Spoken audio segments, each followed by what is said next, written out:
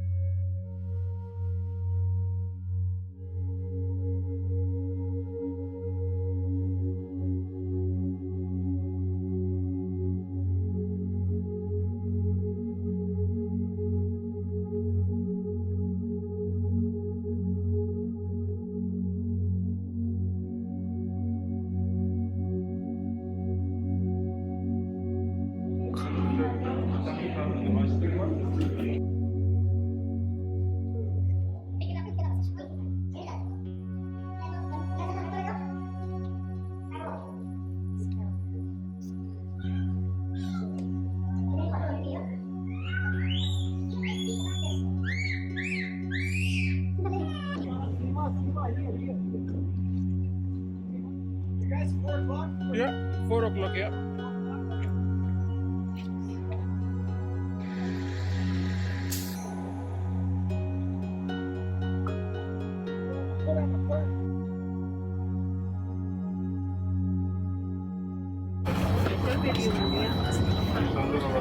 In a very peculiar voice. All right, so as we get on our way here, I want everybody to look out the left side of the bus. There you will see 5 glaciers.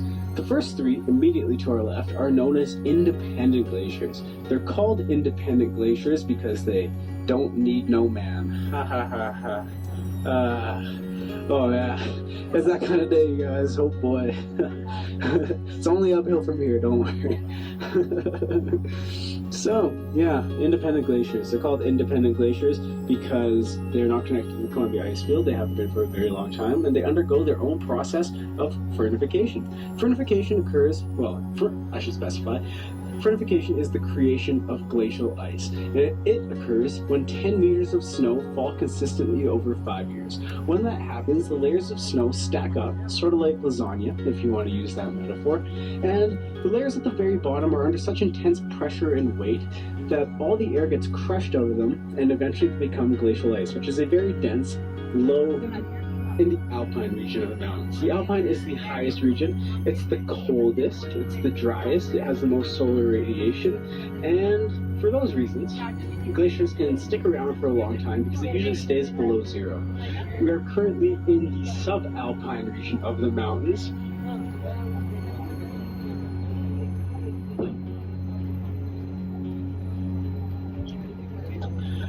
Sorry, I was just listening to the radio there. So we are currently in the subalpine region of the mountains. Here we're at about 2,300 meters above sea level. As you'll notice, there are plants and certainly some animals, but they're highly specialized and they're used, well, they're used to being in this area. They're acclimatized to it. Below us, region of the mountains, this is the coolest region of the mountains. Figuratively, it's the warmest. Literally, it is quite warm down there. You'll find a lot of plants, a lot of animals. So it is by far the animaliest of the 3 ecoregions. I'm sort of confusing my facts here now. Alright, so today you guys will be getting onto bus 536. That is 536. Your bus driver will be Shane. Shane is fantastic. He knows so many things. He's really funny, and he also loves to dance. So if you guys are very good to him, if you guys, you know, are the best group he's ever seen in his life, then he will show you that dance, without a doubt. And what else here? No, not too much. Please take all personal belongings with you off of this bus because I may not be your bus driver again all the way back down. Get out there and enjoy. It's going to be a beautiful day on the glacier. The weather is perfect. So yeah, get out there and hang out. And just as a special treat, I want everybody to look out the left side of the bighorn sheeps. I can't come to a complete stop, but everybody should take a glance. Wow, look at those things. Bighorn sheep are the stupidest animals in the animal kingdom. If you look them right in the eyes, you'll see nothing there. It's just blank. I'm of the personal conviction that the bighorn sheep is the only animal that I could choke with my bare hands, and that is something that I like to declare to all my guests. But Anyhow.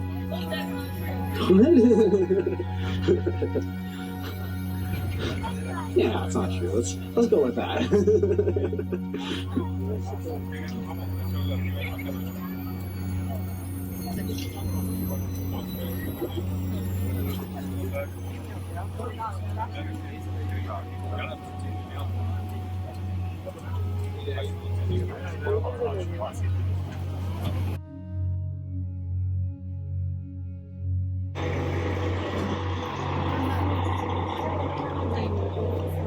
Who knew that? Oh.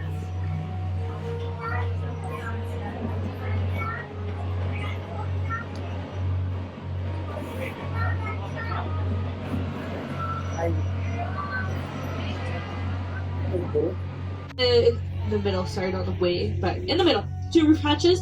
Hold on to that red bit, give it a twist, push it up. Whole thing will open up. 4 emergency exit windows on the sides. There are stickers up on the top, letting you know where you're sitting if you are sitting next to one. At the front, hanging out with me, I have first aid kit, fire extinguisher, and a set of stairs. Any questions? Let me pose. The one in the back? Get my good side, this side.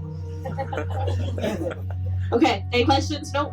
Awesome. Get you guys to put your seatbelts on for me, please, and thank you. 165 square kilometers. It's huge. It goes right along the border into Alberta and into British Columbia.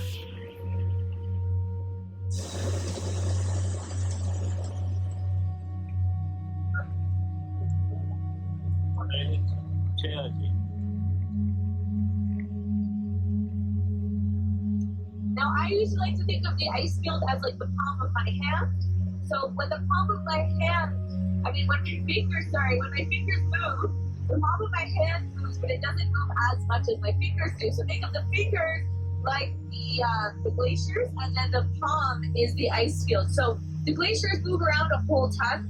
This glacier here moves around 30 centimeters every day on average, but the ice field itself as a whole really doesn't move. It might shift side to side, back and forth a little bit.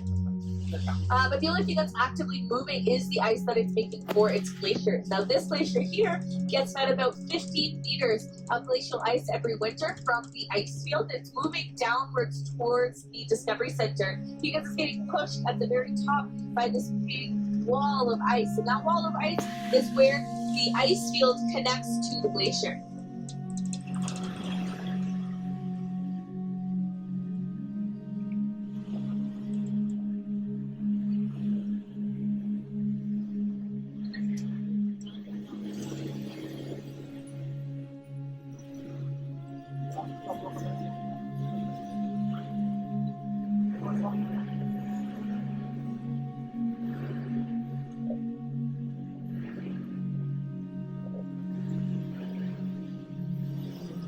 So mountain right over here across the valley on the other side there, that's called Mount Snowdome.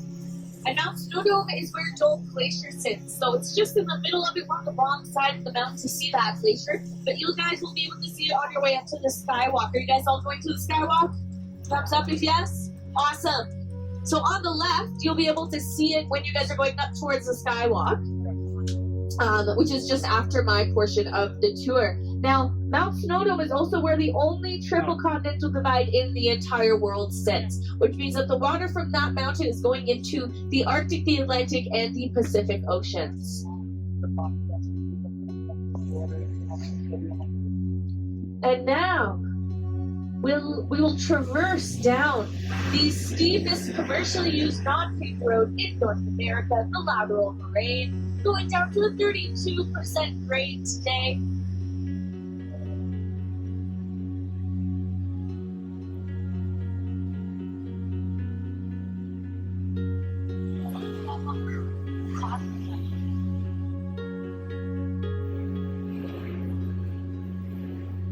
So this lateral moraine here is outlining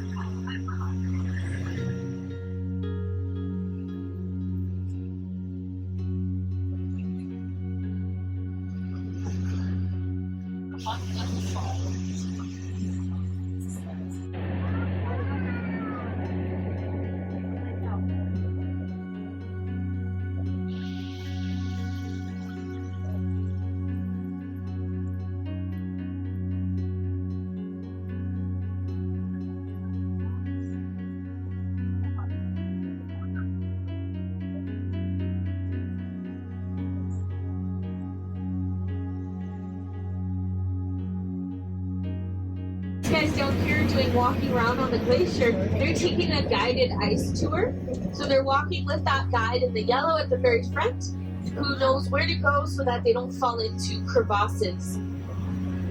And if you're looking at the glacier wondering why it's so dirty, why there's those black spots on there, those are cryoconite patches. So cryoconite is an atmospheric particle. It's made up of CO2 and ash. And it comes down and gets deposited on the glacier as a powder, but once it gets the moisture of the glacier, it ends up becoming very sticky, and it sticks to the glacier all summer.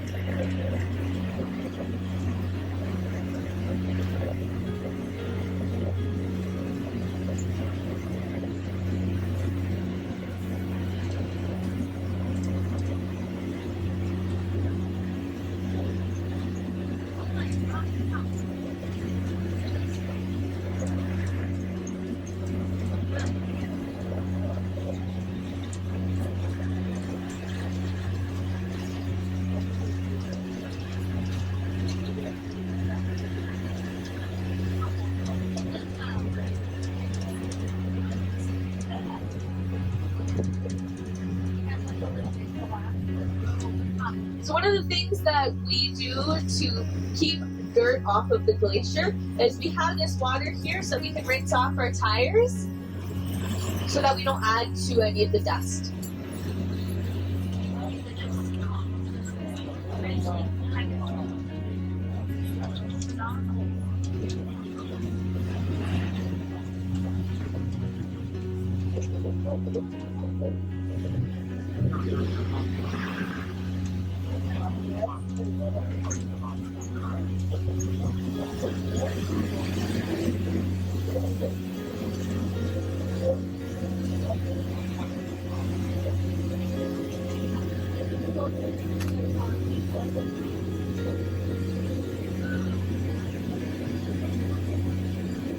You can see that there's still a lot of snow on the glacier right now.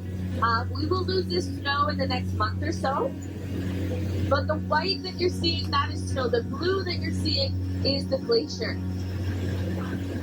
And the reason that the glacier is so blue is because of the density of the ice. The low oxygen percentage makes it very, very blue.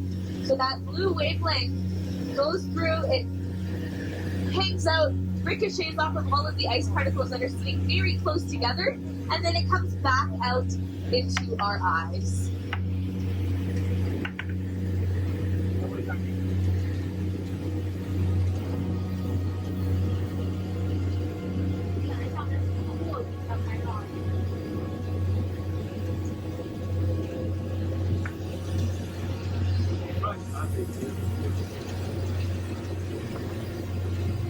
While the ice in your freezer is about 50% air, 50% water, the ice that we're on is only 10% air, and that's why it's so dense. It's very different than the ice that we have in our freezers.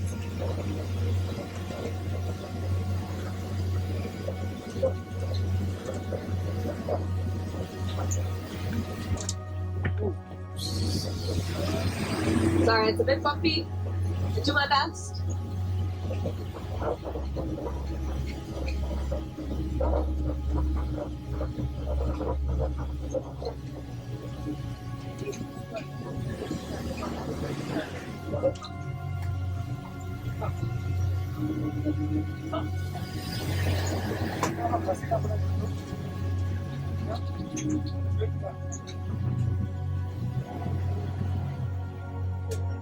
Okay, before everybody gets off, I just have two things to go over, okay?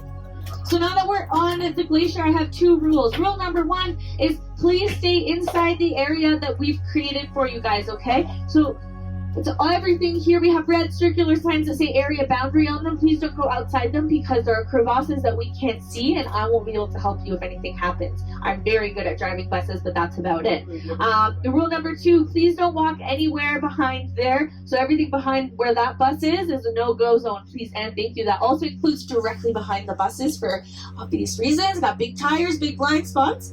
Next, we are going to be leaving here at 5 o'clock. 5 o'clock. So do whatever you'd like. If you want to drink the glacier water, absolutely, oh goodness, well, absolutely, please do. It's over on the right-hand side towards the top if you want to drink the glacier water. And I'll see you guys back here for 5 o'clock.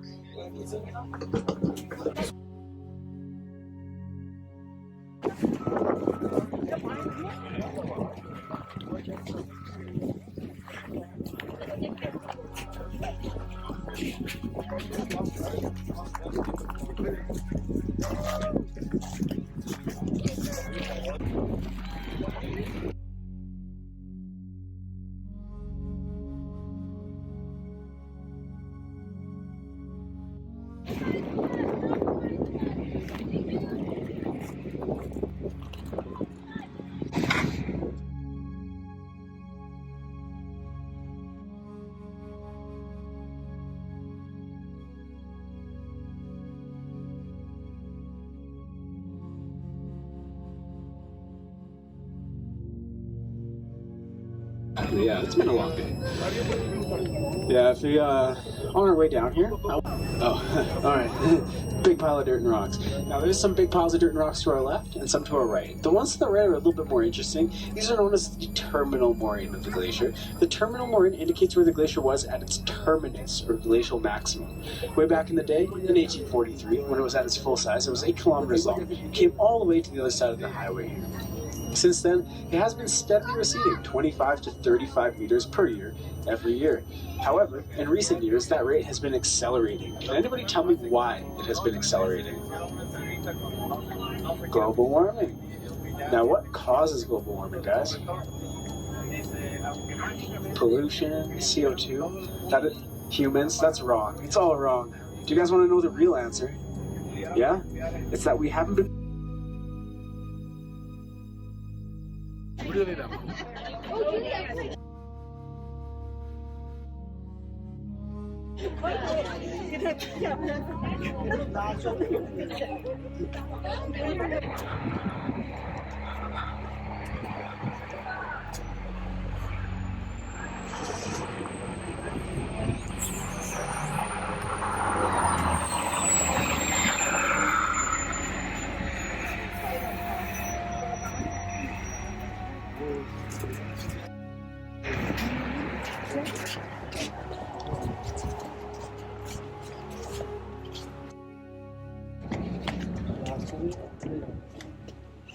क्या sky कैसे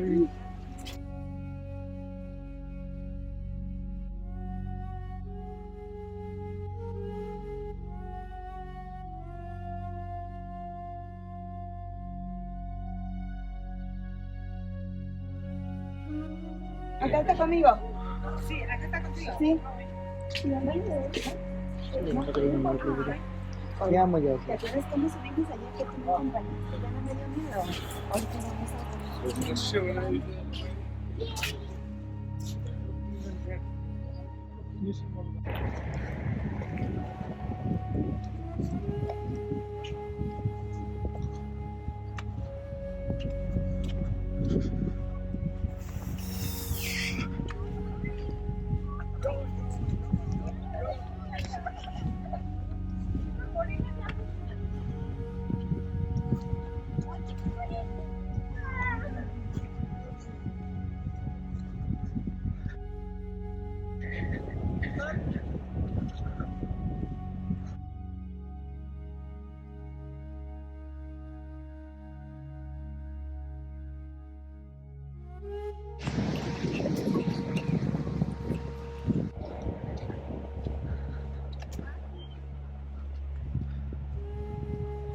mountain.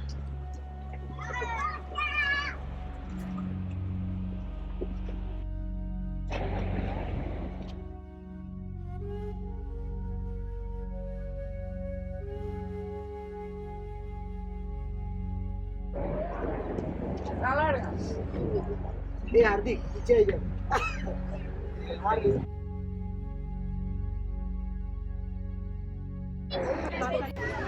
Columbia Icefield.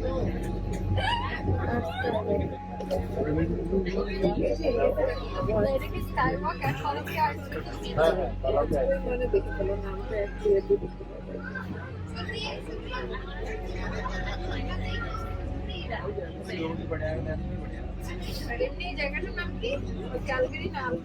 Alberta, pero Alberta es